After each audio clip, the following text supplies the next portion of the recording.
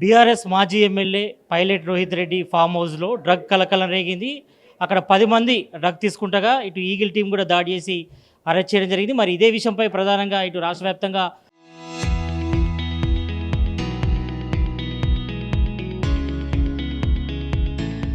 ఒక చర్చ నడుస్తుంది. మరి డ్రగ్ను ప్రేరేపించింది ఎవరు?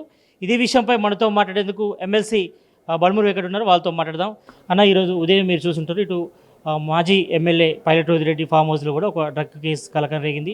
డ్రగ్ తీసుకుంటూ కూడా కొంతమంది దొరకడం జరిగింది. దీన్ని ఎట్లా చూస్తారు, ఏం చెప్తారు? ప్రజలకి సరైన మెసేజ్ ఇవ్వాల్సిన ప్రజాప్రతినిధులు ఇటువంటి కార్యకలాపాలకి పాల్పడుతుంటే అటువంటి వ్యక్తులున్న పార్టీకి ఉన్న పెద్దలు కూడా వాళ్ళని సస్పెండ్ చేయకుండా ప్రోత్సహిస్తుంటే ఈ డ్రగ్స్ కల్చర్ని వాళ్ళే ఆ పార్టీ నాయకులే ప్రోత్సహిస్తున్నారని ఒక అనుమానాలు ఈరోజు లేవనెత్తాల్సిన పరిస్థితి ఏర్పడుతుంది. ఇది మొట్టమొదటిసారి కాదు, గతంలో కూడా కేటీఆర్ బామ్మడిది ఒక ఫంక్షన్లో కూడా డ్రగ్స్ టెస్ట్ ఒకళ్ళు పాజిటివ్ రావడం జరిగింది. దాని తర్వాత దుబాయ్ కేదార్ ఆత్మహత్య జరిగినప్పుడు కూడా అక్కడ కూడా డ్రగ్స్ సేవించడం వల్లనే జరిగింది. అక్కడ కూడా పైలట్ రోహిత్ రెడ్డి ఉన్నాడని ఒక అనుమానాలు ఆ రోజు కూడా బయటకు వచ్చినాయి. దానికంటే ముందు పొడింగ్ అండ్ మింగ్ అనే ఒక పబ్లో డ్రగ్స్ పైన కలకలం రేపినప్పుడు అప్పుడు కూడా పైలట్ రోహిత్ రెడ్డి తమ్ముడు అక్కడ పట్టుబడ్డాడు.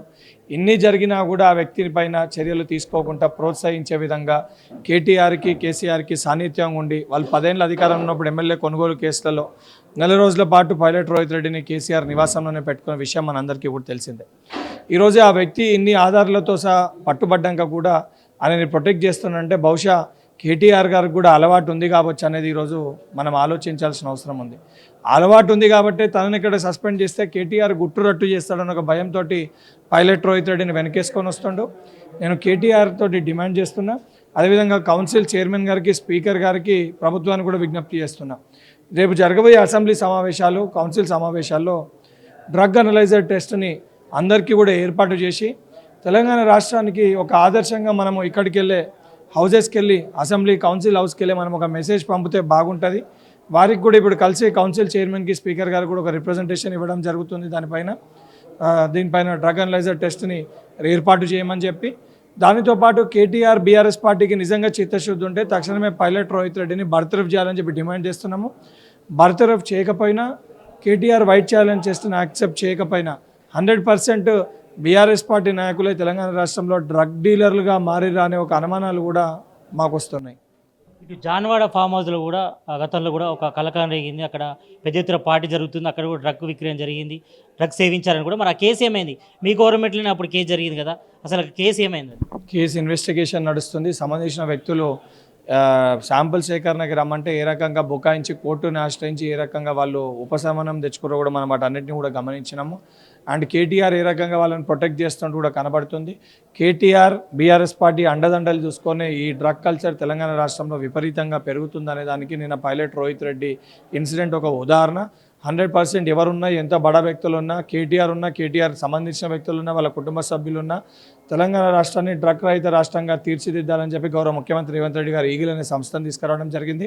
వాళ్ళే నిన్న కూడా తనిఖీలు చేసి పట్టుకోవడం జరిగింది. తప్పనిసరిగా తప్పు చేసిన వాళ్ళని, విక్రయించేటోళ్ళని, సేవించేటోళ్ళని అందరిపైన కూడా కేసులు దాఖలు చేసి కటకటాల్లో నెట్టి తెలంగాణ రాష్ట్రంలో డ్రగ్స్ సేవించాలన్నా, విక్రయించాలన్నా ఒంట్లో భయం పెట్టే విధంగా ప్రభుత్వము వ్యవహరిస్తుంది.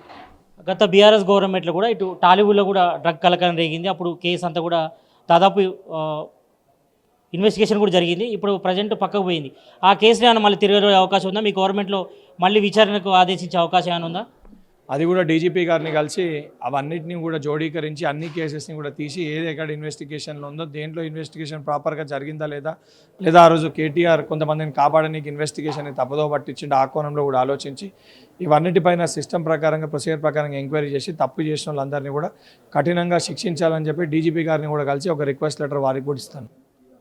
మొత్తానికైతే ఇటు డ్రగ్ కలకలం రేగిన నేపథ్యంలో మరి గత బీఆర్ఎస్ గవర్నమెంటే ఆ డ్రగ్ కల్చర్ని కూడా తీసుకొచ్చింది. మరి దీనిపై బీఆర్ఎస్ వర్కింగ్ ప్రెసిడెంట్ కేటీఆర్ ఏం సమాధానం చెప్తారు? మరి అందరినీ కాపాడడంలో భాగంగా ఈ రకంగా చేస్తారు. మరి గతంలో ఇటు టాడ్వీల్ కేసులు కానీ మన జాన్వాడ ఫామ్ హౌస్లో కూడా మరి తప్పించుకునే ప్రయత్నం చేస్తారు. కాబట్టి మరి ఈ విషయంపై కేటీఆర్ వెంటనే స్పందించాలి. మరి ఇటు రేపటి నుంచి జరగబోయే అసెంబ్లీ సమావేశాలు కూడా మరి డ్రగ్స్ సంబంధించినటువంటి అనలైజర్ కూడా పెట్టాలి. మరి దానిలో డ్రగ్స్ సంబంధించి కూడా టెస్ట్ కూడా చేయాలని కూడా ఎమ్మెల్సీ బల్మూరు వెంకట చెప్తున్నారు.